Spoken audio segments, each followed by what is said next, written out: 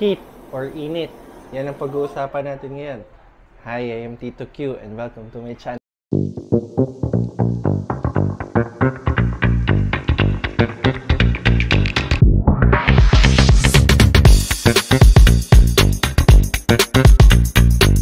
Bago natin simulan yung video na to, gusto ko lang sabihin sa inyo na please keep your mind open.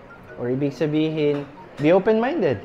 And at the same time, always remember at hindi ako magsasawang sabihin sa inyo tulad ng sinabi ko on my previous vlog na there's no perfect science pagdating sa coffee. It's always trial and error. Ang pag-uusapan natin ngayon ay about sa init or temperature. So, technically speaking, pag sinabi nating temperature, pagdating sa coffee, it affects the water, it affects the vessel, it affects the output, the input, at the same time, it affects everything. Ano nga ba yung normal na temperature or ideal temperature ng tubig pagdating sa coffee?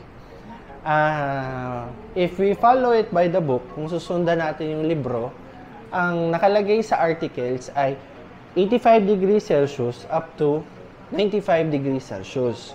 However, there are some what we call exemptions tulad ng cold brew, diba? We brew it on a lower temperature water, lower than 85 degrees.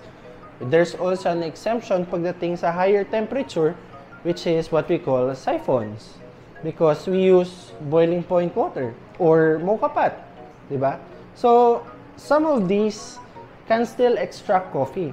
Ang tanong, yung lasa. Bilang isang nurse, we always follow evidence-based practices. Kung hindi nakasulat sa libro or hindi nakapublish sa journal, usually, mahirap paniwalaan. Not unless ako mismo ang naka-experience. In this case, ang tinatakal natin ay about sa tubig, yung temperature ng water. So, based on my recent brewings or my previous brewings, kapag sobrang init ng water na ginamit sa coffee, ang nangyayari, mapait na siya. At kapag sobrang baba naman ng ginamit natin na temperature ng water, nagiging acidic. That's why, kung i-correlate ko siya dun sa mga current journals o reading, tama naman. We want this channel to be beginner-friendly, especially for those na bago lang sa industry or bago lang sa world of coffee. Now, napag-usapan natin kanina yung water temperature. Ano nga bang effect ng water temperature sa coffee? Well, the rule of thumb is the higher your extraction, the higher your water temperature, the higher your extraction, the harsher your coffee, the bitter your coffee, the more unpleasant your coffee is. And the lower your extraction or your water temperature, it gives you more acidic coffee.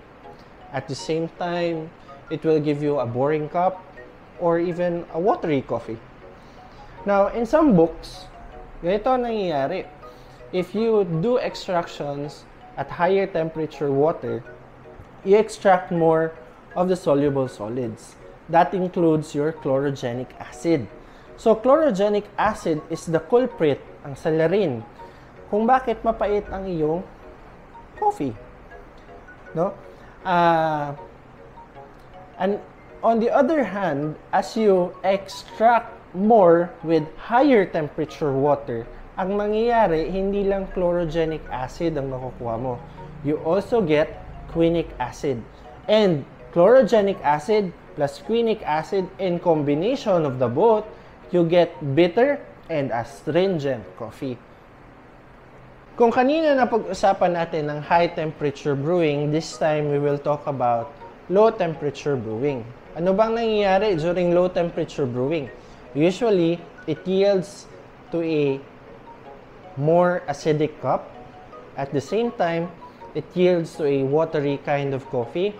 And it has low body because it has low extraction. So in general, yung heat application pagdating sa coffee natin ay hindi lang sa tubig. But ang heat application ng coffee ay nauna na during the roasting stage, wherein the sugars of your coffee are converted into Maillard reaction. So this is a kind of reaction wherein your sugar plus the heat creates this new flavor. And usually, these new flavors are your brown sugar, toffee, caramel, so sweet notes, kumbaga. Ayokong sabihin na in conclusion or ayoko ring sabihin na ito na yung katapusan ng video na to. In fact, madami pa tayong pwedeng pag-usapan pagdating sa heat application sa coffee. It's not just in your brewing water, in your roasting, but also heat also affects coffee as a plant, as a tree, as a bean, while it's being processed, etc. and etc. So, kung may gusto kayong pag-usapan natin, please comment down below. Don't forget to like and subscribe, and click the notification bell to keep you updated. Alright? So, see you next video, and this is your Tito Q. Peace.